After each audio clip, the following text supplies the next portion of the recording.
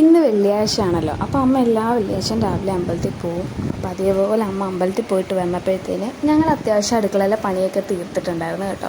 പിന്നെ അമ്മക്കുള്ള പണി അപ്പം ഉണ്ടാക്കലും രസം ഉണ്ടാക്കലുമായിരുന്നു കേട്ടോ. അപ്പോൾ രസം ഞങ്ങൾ എന്ത് ചെയ്താലും ശരിയാവില്ല. കഴിഞ്ഞ ദിവസം ഞാൻ അമ്മയോട് പറഞ്ഞു, അമ്മ ഉണ്ടാക്കി ബുദ്ധിമുട്ടുണ്ട, എനിക്ക് അതിൻ്റെ കൂട്ട് പറഞ്ഞു തന്നാൽ മതി എന്നൊക്കെ പറഞ്ഞ് ഞാനൊരു രസം ഉണ്ടാക്കി. സത്യം പറഞ്ഞാൽ വായി വെക്കാൻ കൊള്ളില്ല, ആരും കൂട്ടിയില്ലായിരുന്നു കേട്ടോ.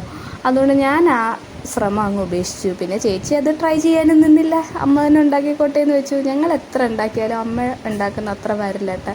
എന്തൊക്കെയോ മിസ്റ്റേക്കുകളൊക്കെ ഉണ്ടായിരുന്നു.